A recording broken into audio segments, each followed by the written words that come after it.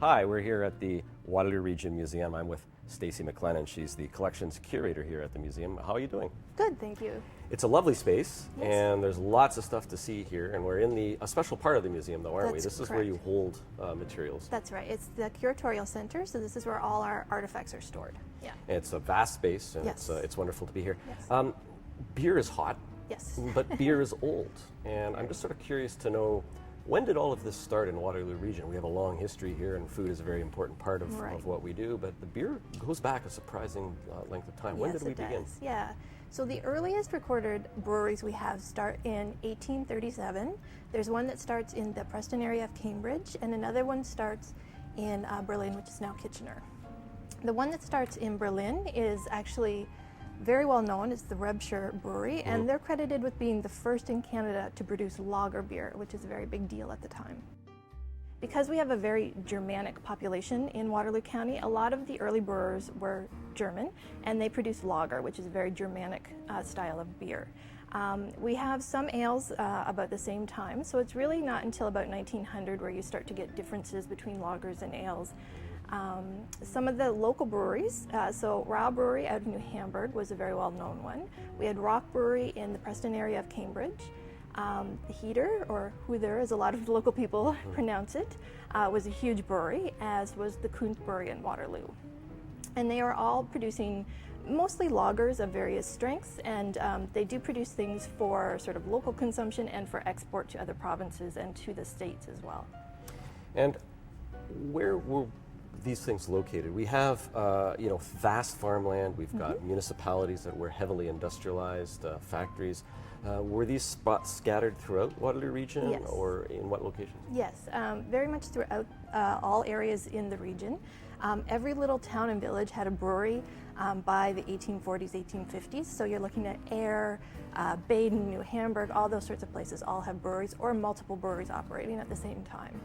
And are these family operations? Are they part of larger businesses? Or are they independents? Initially, they are very much family operated. So it's usually the father is the brewer and he passes his knowledge onto the sons who take over the business. So it's not until about the 1890s where you start to see some of those smaller breweries closing and bigger ones coming into operation. I'm just thinking of some ingredients that are needed for beer, and hops are something that can grow in this area. We That's don't right. see a lot of them. I think there's been a bit of a resurgence, though, Yes. with people growing hops. And I think a mayor of Waterloo back at the turn of the 1800s was the family ran the Preston Hopyard. So That's tell us a little bit about the Yeah. hop scene and where it went. Sure. So yes, you're correct. Hops is very important to producing beer, and we actually had two major hops areas in the county. So in the city of Waterloo itself, and in the Preston area of Cambridge as well. They were both owned and operated by the Moore family, and they were huge industries at the time. So harvest season, which would be sort of late August roughly, they would hire huge numbers of people. A lot of people, First Nations people from the Brantford area would actually come up and help harvest the hops at that time. And they also had drying kilns set up, and then they would sell that on to the brewers. So the hops growing portion was actually a very separate industry from the breweries. The breweries would have to buy the hops from the independent companies and then use it to produce the beer. I get a sort of historical sense here of the past repeating itself. Absolutely. That the previous situation under which people ate, consumed, and made Yeah. beer is sort of returning. Would that be a fair statement to say? Absolutely, yes. Yeah, I think when we see the craft brewing industry locally now, it's very much how the brewing industry was in the 1840s here. You have numerous very small breweries that are run by a very small number of employees. If you look at some of the breweries we had in the 1840s, they had 3 employees to do all of the brewing. And you're looking at craft breweries today, same situation. They're spread out throughout our region, and they have fans who are very particular about one particular type of beer or from one brewer. And again, 1840s, exact same situation. What do you attribute the rejuvenation, I guess, of the industry to? Looking at, you're sort of from a historical perspective, looking from the outside Right, into the industry. What do you see? I see certainly Waterloo and Jim Brickman locally were very instrumental in the whole microbrewery, craft brewery resurgence. So Jim opened his brewery in 1984, and it's considered the first craft brewery in Ontario at the time. And certainly during the course of doing research, any of the new brewers today certainly refer back to him as being a very inspirational and important person in the development of the industry as it is today.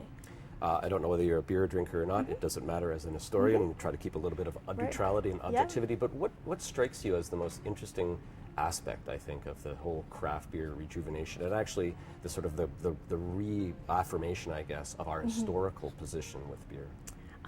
There's a couple things, actually. I think the range of flavors you can get today is sort of almost awe-inspiring. You can get any kind of beer flavor you can imagine pretty much, and I think that's very interesting.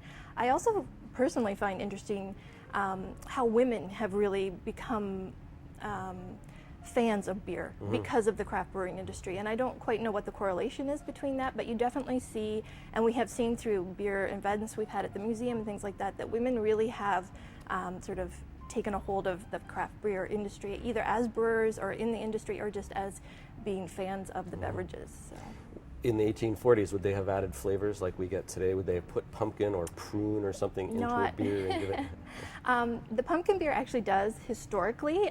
In the States, they used pumpkin because that's the crops they had to produce, right? So that does have a historic reference, but they wouldn't probably have purposefully, like we would today, created different flavors. They would have used whatever crops they had at hand, yeah. And are we unique? Is Waterloo Region unique in both its brewing history and also the way it's moving forward? Right.